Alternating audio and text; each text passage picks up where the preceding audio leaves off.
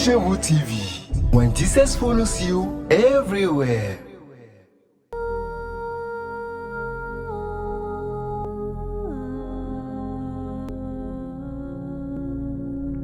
Shalom, shalom, bien-aimés dans le Seigneur. Je suis très fier de vous retrouver encore ce matin en pleine forme par la grâce de notre Seigneur Jésus-Christ. Et je profite de cette occasion également pour dire merci au Roi des Rois qui nous a permis encore de voir cette journée merveilleuse qu'il nous a donnée.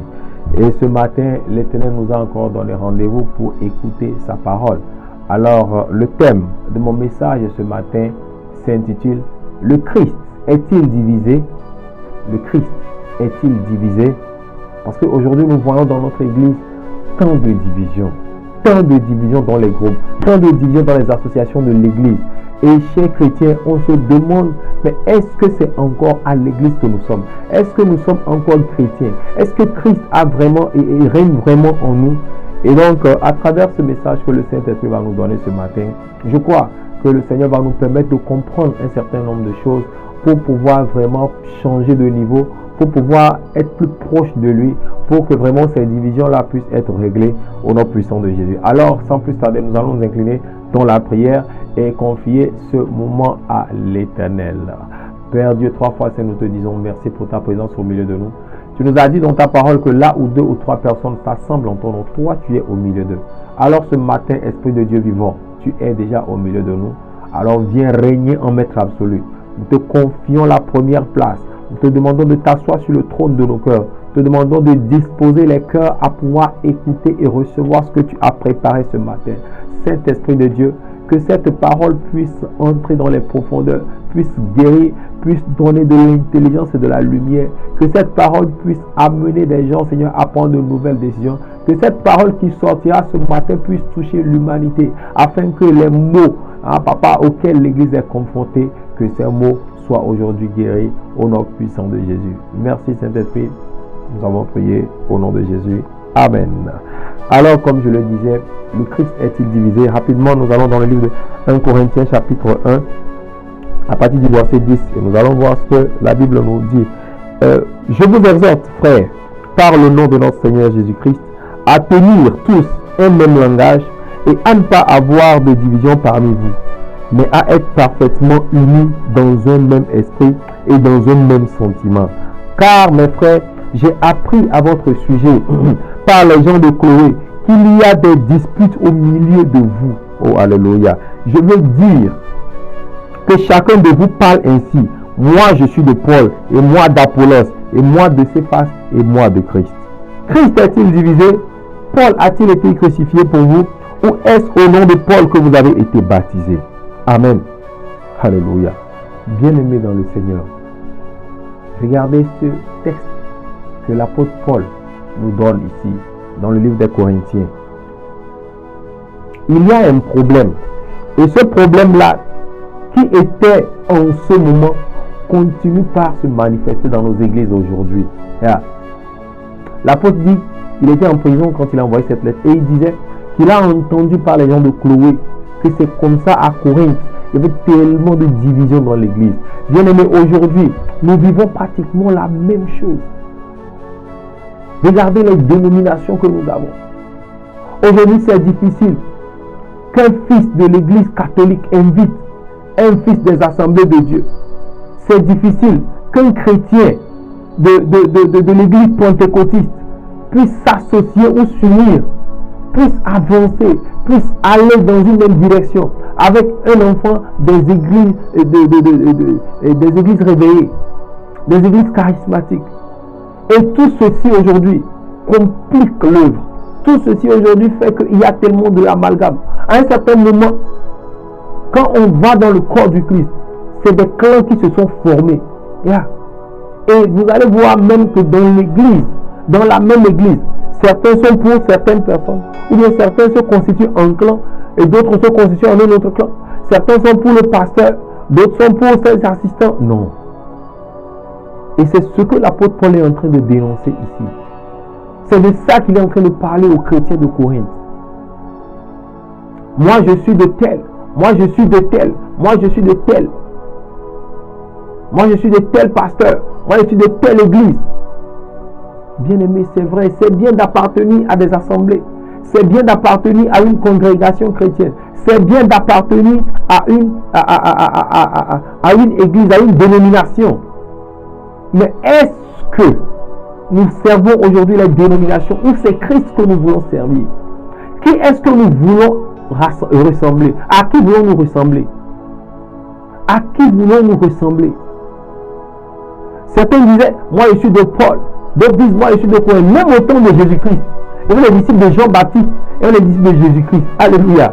Vous pouvez vous rendre compte que c'est-à-dire qu'à un certain moment, il y avait cette division. Mais quand Christ est venu, qu'est-ce qu'il a fait?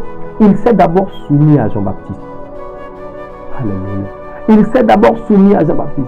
Au temps de Jésus-Christ, on pouvait voir ceux-là, les pharisiens, qui étaient détenteurs de la loi. Ces scribes-là. Et à chaque fois que Jésus disait quelque chose, ils s'opposaient. Sous prétexte que tous servaient le même Dieu. Oh, le Dieu qui a donné la loi à Moïse, n'est-ce pas lui qui a envoyé le Seigneur Jésus-Christ? Celui-là qui a appelé Paul, ce n'est pas lui qui a appelé Apollos? Alléluia. Alors, pourquoi est-ce que nous voyons les créatures au lieu de voir le Créateur? Pourquoi est-ce que nous voyons les appeler au lieu de voir celui qui appelle? Ce matin, si je viens pour ce message, c'est parce que j'ai entendu le Saint-Esprit me poser une question. Et cette question m'a mélangé dans la tête. Il dit, fils, est-ce que mon église est divisée? Pourquoi est-ce que l'église aujourd'hui est divisée? Pourquoi est-ce que les gens font la guerre des dénominations? Pourquoi est-ce que les gens se réclament appartenant à telle église plutôt que de se réclamer appartenant à Jésus-Christ? Nous avons aujourd'hui cette différente doctrine. Je vais en venir. Que le Seigneur nous fasse grâce et qu'il nous conduise. Alléluia. Paul pose la question. Christ est-il divisé? Christ n'est pas divisé. Paul a-t-il été crucifié pour vous? Est-ce que c'est Paul qui a été crucifié pour vous, bien-aimés? Est-ce que c'est l'apôtre Pierre qui a été crucifié pour vous? Est-ce que c'est le pape qui a été crucifié pour vous? Est-ce que c'est nos pasteurs, c'est nos apôtres, c'est nos prophètes qui ont été crucifiés pour nous? Telle reste la question à poser. Qui a été crucifié pour vous? Qui a versé son sang pour toi, bien-aimé? Et aujourd'hui, tu te réclames de telle église et tu refuses de te rapprocher des autres membres d'une église. Aujourd'hui, dans le corps du Christ, c'est difficile d'organiser une grande assemblée où tu vas retrouver des chrétiens catholiques, des chrétiens protestants, des chrétiens, des assemblées de Dieu, des chrétiens pentecôtistes, des chrétiens charismatiques. C'est compliqué. C'est compliqué. Le Saint-Esprit a mal au cœur. Laissez-moi vous dire la vérité. L'Esprit de Dieu a mal au cœur. Le Saint-Esprit est triste parce que quand j'ai écouté cette question, j'ai senti de la tristesse dans sa voix. Oh, alléluia. L'Esprit de Dieu est triste. J'ai reçu la question. La question m'est venue d'une manière, je n'ai pas compris. J'étais dans un bus et j'étais en train de méditer par rapport à quelque chose. Et puis, comme une glaive, j'ai senti la question me pénétrer. J'ai senti que l'Esprit de Dieu, je ne dirais pas qu'il est en colère, mais il est triste. Bien aimé, il est triste. Aujourd'hui, c'est très facile de voir des chrétiens se calomnier, d'écouter les enfants de Dieu calomnier les hommes de Dieu, d'écouter tel chrétien. Non. Est-ce la volonté de Christ? Nous allons retourner dans le livre de Jean pour voir quelle était la volonté, quelles étaient les dernières prières que le Seigneur Jésus-Christ faisait, quels étaient les derniers souhaits. Quel est le testament que Jésus-Christ était en train de laisser décrire pour l'Église avant qu'il ne parte? Nous allons dans le livre de Jean chapitre 17, à partir du verset 20. Ce n'est pas pour eux seulement que je prie. Oh, alléluia. En fait, je vais aller un peu plus haut. Voilà. À partir du verset 7. Voilà, verset 6. C'est vrai. À partir du verset 6. Il dit quoi? J'ai fait connaître ton nom aux hommes que tu m'as donné du milieu du monde. ils étaient à toi et tu me les as donnés et ils ont gardé ta parole.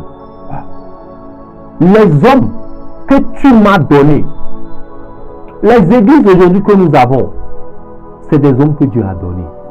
Les hommes n'appartiennent pas à l'église. Les hommes appartiennent à Christ. Les hommes n'appartiennent pas à la dénomination. Les hommes appartiennent à Christ. Bien-aimés, quand vous allez à une église, c'est parce que Dieu a choisi que ce soit là-bas votre bergerie. Mais vous n'appartenez pas à cette bergerie. Vous appartenez au berger. Et le berger, c'est Christ. Le berger, c'est Christ. Le berger, ce n'est pas l'église. Ce n'est pas la bergerie, non. Alléluia. Quel que soit le nom de votre pasteur, excusez-moi, quel que soit le nom de votre responsable, il est juste un moyen que le Seigneur a utilisé. Parce que l'église est là, le temple est là. Un jour, celui-là qui est berger aujourd'hui va quitter. Celui-là qui est responsable ou celui-là que le Seigneur a mis devant, le mandataire, il va quitter et il va céder sa place à un autre. Mais celui-là qui ne quitte jamais, à qui on fait toujours confiance, qu'on peut appeler pendant des années, des siècles, des âges, c'est lui le roi des rois, c'est lui le Seigneur Jésus, c'est l'Éternel des armées, c'est lui le Jéhovah, le El Shaddai. Est-ce que nous nous reconnaissons enfants de Dieu ou bien nous nous reconnaissons plutôt enfants d'église? Aujourd'hui, les chrétiens, quand tu demandes, tu es chrétien? Oui. Ah bon? Qu'est-ce qui prouve que tu es chrétien? Je vais à l'église. Non! Ce n'est pas le fait d'aller à l'église qui prouve que vous êtes chrétien. Parce qu'il y a des non-chrétiens qui vont aussi à l'église. Le Seigneur Jésus dit, ce que tu m'as donné. Donc, qui donne? C'est le Père qui donne. C'est Dieu qui donne. C'est ton Créateur qui te donne une maison. C'est lui qui te donne une assemblée. Alléluia. Et aujourd'hui, parce que les gens ne savent pas quelle est l'importance de la vie chrétienne, du christianisme, ils vont d'église en église. Ils se promènent de gauche à droite. Soit cherchant quoi? Je ne sais pas.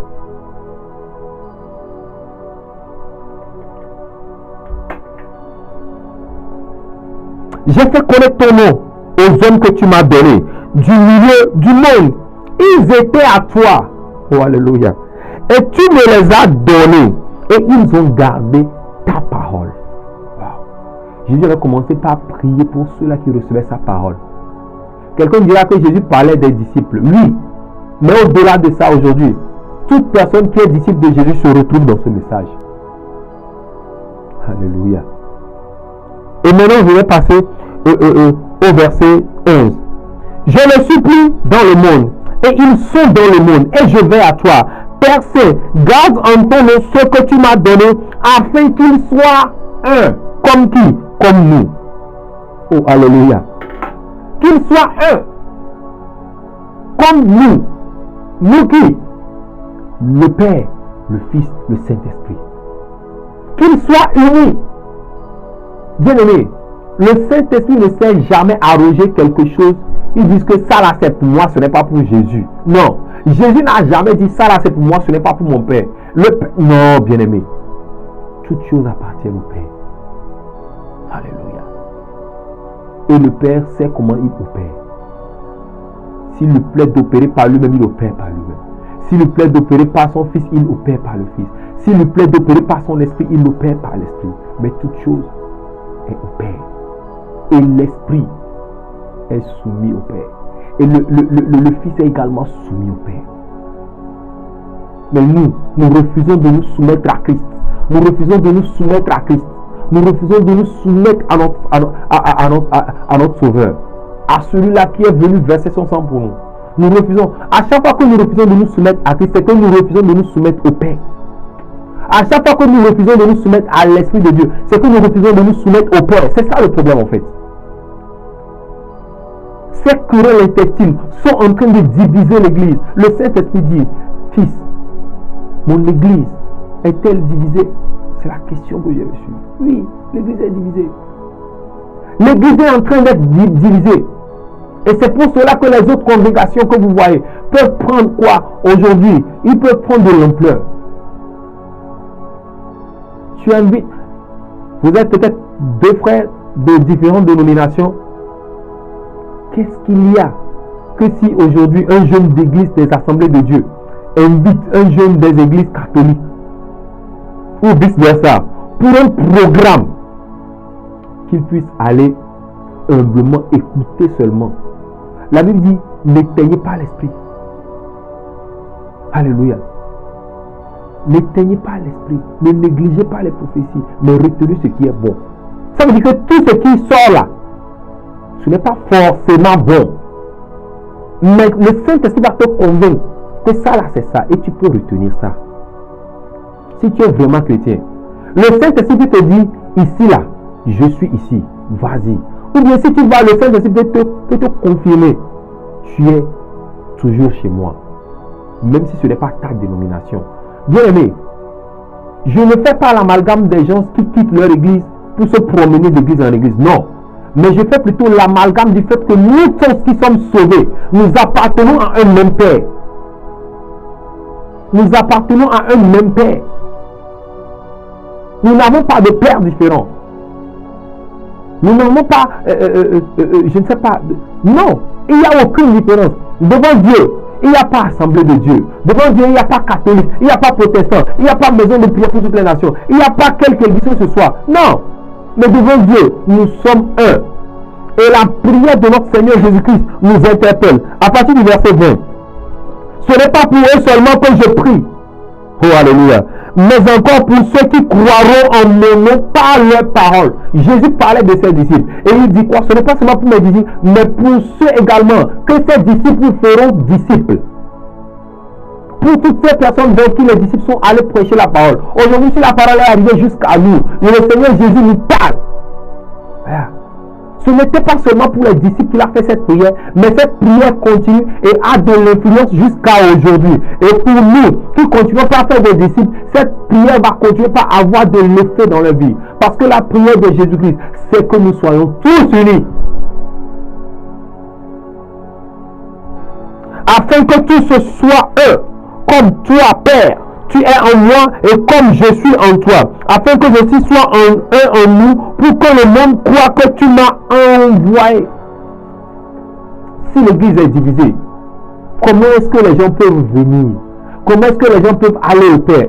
Si les gens du monde nous voient chaque fois en train de faire la guerre entre nous, de nous insulter, comment un chrétien peut aller vers un musulman et parler mal de son frère chrétien? Comment un chrétien peut aller vers un animiste et parler mal de son frère chrétien? Bien aimé, est-ce que vous pensez que nous sommes en train de faire grandir le nom de Christ ou bien nous sommes en train de détruire son église?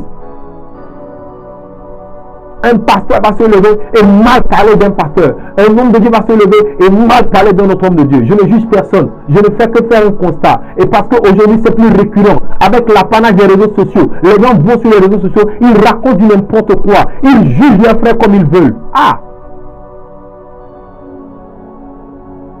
Le Saint-Esprit est attristé. Il est attristé. Mon église est-elle divisée? Je vous dis la vérité, c'est la question que je ne suis pas. Mon église est-elle divisée? Bien-aimé, pose-toi la question. L'église de Christ est-elle divisée?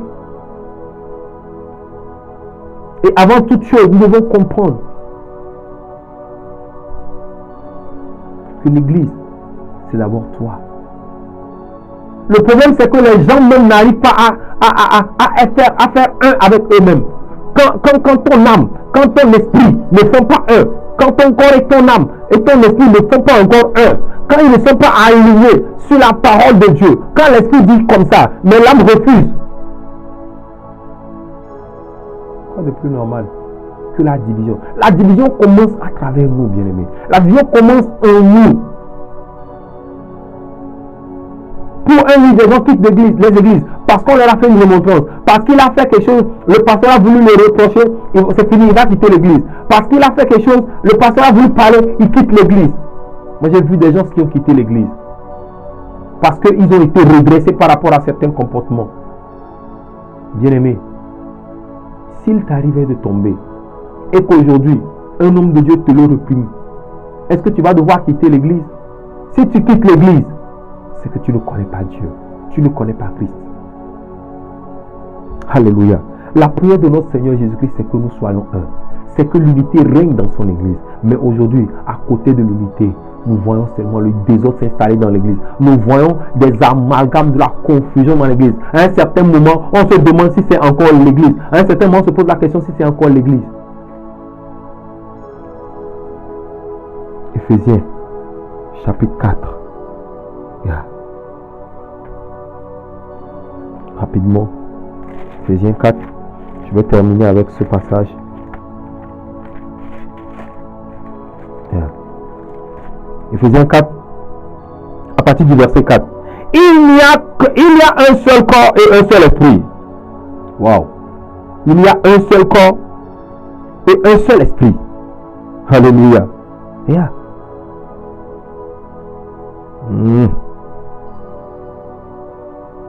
Comme vous aussi, vous avez été appelés à une seule espérance par votre vocation. Et ça, c'est ce que le Seigneur est en train de nous recommander. Regardez d'abord à partir du premier verset. Je vous exhorte donc, moi le prisonnier dans le Seigneur. C'est Paul qui parle, hein, à marcher d'une manière digne de la vocation qui vous a été adressée. Verset 2. En toute humilité et douceur, avec patience, vous supportant les uns les autres avec amour. Oh! Un chrétien sans amour n'est pas un chrétien.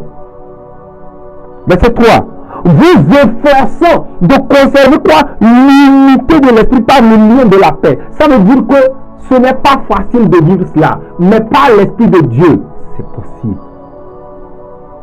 Vous efforçant de conserver l'unité. L'ennemi est là pour détruire. Jean 10 dit, l'ennemi ne vient que pour voler, détruire et égorger. Quand le diable vient, quand le serpent vient, c'est pour diviser. Avant, Ève était paisible dans le jardin d'Éden. Quand le serpent est venu, il a réussi à les diviser de leur Dieu, à les diviser de ce qui faisait de ce qu'il était. Et aujourd'hui, ce même esprit continue pas à agir dans les églises. Ce même esprit, ce même serpent continue pas à œuvrer dans l'église. Il est capable de séparer père et mère. Il est capable de séparer frères et sœurs. Il est capable de séparer pasteur et assistant, pasteur et fidèle, bien-aimé. Mais ce que le Seigneur nous demande, il est capable vraiment de s'élever contre des églises, des dénominations. Nous avons vu entendre des hommes de Dieu s'associer dans ce pays pour des programmes. À un certain moment, ce n'est plus ça. Et même quand ils s'associent après, c'est des choses que tu vas entendre. Non, Seigneur, il est temps que ton esprit touche l'église. Seigneur, nous voulons te prier ce matin. Nous voulons te demander, Seigneur, de guérir l'église. L'église est gangrénée par un mal, la division. Saint-Esprit, tu es attristé, mais nous n'avons rien, nous ne pouvons rien sans toi, Saint-Esprit. Nous ne sommes rien sans toi, Saint-Esprit. Nous voulons te demander, à travers ce message, de toucher les cœurs, de toucher les cœurs, de toucher les cœurs. Que chaque chrétien décide à partir d'aujourd'hui de s'unir à l'Esprit de Dieu. Lorsque nous nous unissons à Dieu, lorsque nous retournons vers le Père, lorsque nous tournons nos cœurs vers le Seigneur Jésus, et que l'amour de l'Esprit nous remplit, que le fruit de l'Esprit nous remplit, c'est plus facile de fédérer, c'est plus facile de faire un, c'est plus facile de s'unir. Il y a un seul corps et un seul esprit. Comme aussi vous avez été appelés à une seule espérance par votre vocation. Verset 5. Il y a un seul Seigneur, une seule foi, un seul baptême, un seul Dieu et Père de tous qui est au-dessus de tous et parmi tous et en tous. Alléluia. Alors, si toi et moi nous réclamons fils du même Père, si toi et moi nous réclamons enfants du même esprit, si toi et moi, nous réclamons dépositaires de la même grâce, si toi et moi, nous savons que notre destination finale, c'est là-bas le paradis, c'est les cieux. Pourquoi est-ce que nous passons notre temps ici sur terre à nous mépriser, à quereller, à nous calomnier, à raconter des faux, des mensonges, à falsifier des doctrines de gauche à droite? Ce matin, je viens t'appeler pour une prise de conscience, que le Saint-Esprit puisse toucher vos cœurs. Et qu'à travers ce message, que nous comprenions que Christ n'est pas divisé. Le Christ n'est pas divisé. L'église n'est pas divisée. L'église, ce n'est pas la dénomination à laquelle tu vas, bien aimé. c'est juste une assemblée. Et laisse-moi te dire que l'église aujourd'hui ne regorge que des personnes qui ont accepté le Seigneur Jésus-Christ comme leur Seigneur, leur sauveur personnel. Et ces personnes qui ont décidé de faire la volonté du Père, c'est eux l'église. Alors si tu te vois au-delà de ce carcan, sache que tu n'es pas encore dans l'église et fais un effort pour rentrer dans l'église. Que le Seigneur te fortifie, que le Seigneur te bénisse. Nous allons prier, nous allons faire une prière pour l'église en général. Ce matin, nous allons prier. Il avait dit quoi? Le Seigneur Jésus dit à toi, tu es Pierre, et sur cette pierre, je bâtirai mon église. Alléluia. Et les portes de l'enfer ne prévaudront point contre elle. Oui. Vous savez, Jésus a bâti l'église sur Pierre. Alléluia. Il a bâti l'église sur qui? Sur l'apôtre Pierre. Yeah. Mais l'apôtre Pierre n'est pas le sauveur de l'église. Aujourd'hui, le Seigneur est passé par certaines personnes pour bâtir son église. Mais le fondateur, le propriétaire de l'église, c'est Christ. C'est lui l'époux. Christ est notre époux. Tu vas prier ce matin. Que toute force, tout règne de l'ennemi, de la division, qui veut se dresser ou qui a commencé par se dresser contre l'église, tout serpent qui a reçu le mandat de cracher le venin de la division dans l'église, maintenant que nous sommes en train de prier, que l'Éternel touche maintenant son église, que l'Éternel guérisse son église de cette morsure mortelle au nom puissant de Jésus. Que toute morsure de division qui opère dans l'église maintenant soit renversée, soit brisée maintenant. Rebo shakata yakata, prie bien-aimé, partout où tu es maintenant. Commence à prier maintenant. Commence à prier. Commence à prier. Les bras d'abaza yagadaba, au shambalagada. Papa, ce matin nous déclarons, nous ordonnons maintenant que toute morsure de l'ennemi, toute morsure, tout venin de division déposée dans nos églises, déposée dans les diverses dénominations, et qui font que les enfants de ces dénominations n'arrivent pas à s'entendre, qui fait, Seigneur, que les enfants de cette dénomination n'arrivent pas à s'unir autour de la même vision. Oh Père, ce matin, nous déclarons qu'au nom puissant de Jésus, la guérison commence à s'installer, la guérison commence à faire effet. J'ordonne maintenant qu'au nom puissant de Jésus, que cette morsure soit cicatrisée, que cette plaie incurable se cicatrise maintenant, parce que Seigneur, tu as versé ton sang pour l'église. Aucun pasteur ne l'a fait, aucun apôtre ne l'a fait, aucun disciple ne l'a fait, mais c'est toi qui l'as fait. C'est pour cela ce matin, nous t'implorons, nous te demandons, Papa, de te manifester. Éternel roi des rois, toi qui es le combattant par excellence, toi qui combats par excellence, nous te prions ce matin, par ta puissance et par ton esprit, nous te prions, Papa, ce matin, de combattre toute force du mal qui parle contre l'église, toute force des ténèbres qui parle contre l'église, qui est en train, Seigneur, de semer des divisions. Tous ces porteurs de doctrines, de fausses doctrines, toutes ces personnes, Papa, qui sont en train d'injecter de fausses doctrines dans l'église, afin, Papa, de démanteler les systèmes de pensée, afin, Seigneur, d'attirer vers le monde, afin d'attirer vers les ténèbres des profondeurs. Papa, ce matin, nous prions maintenant que ces systèmes de pensée soient révélés maintenant. Nous te prions de toucher ces cœurs, nous te prions de toucher ces systèmes de pensée, nous te prions, Seigneur, de changer ces mentalités par ta parole maintenant, au nom puissant de Jésus. Nous allons encore prier et nous allons demander à Dieu de réinstaller son règne. Alléluia. Yeah. Ce dont nous avons besoin aujourd'hui, ce n'est pas un réveil, bien-aimé. C'est le règne.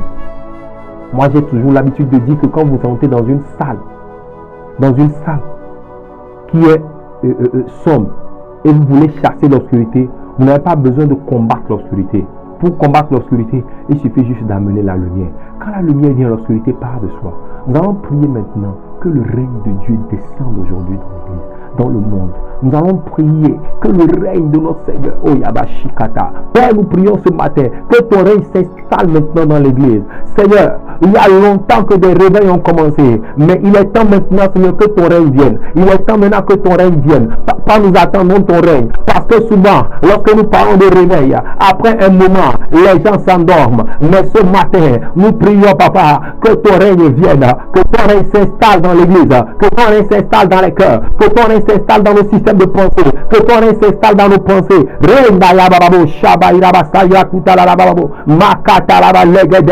Que ton règne vienne maintenant. Père, je prie maintenant et je rêve de cette église universelle. Je rêve de cette église apostolique et je la vois s'unir. Oh papa, où on n'entendra plus parler de dénomination, où on n'entendra plus parler seulement de dénomination, mais où on entendra seulement parler du guide suprême, du Seigneur Jésus, du roi des rois. Oh Rabba Sherebo Raka Ilalabarabo Sandelebo. Que au nom de Jésus nous avons prié. Amen. Bien-aimé, partout où tu es, ce matin je voudrais te demander humblement que chaque jour que Dieu te donne l'occasion, que tu te réveilles, prie pour l'église. L'église de Jésus-Christ est en train d'être divisée.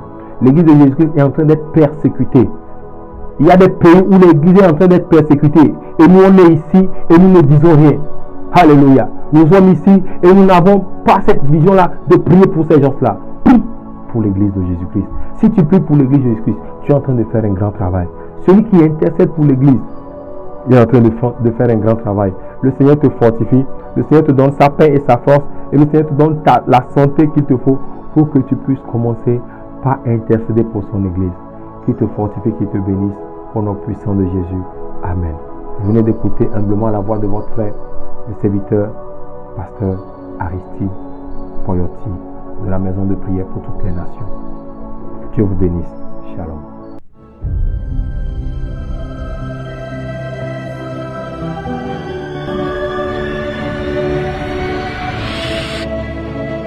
Christ Chez vous TV. When Jesus follows you everywhere.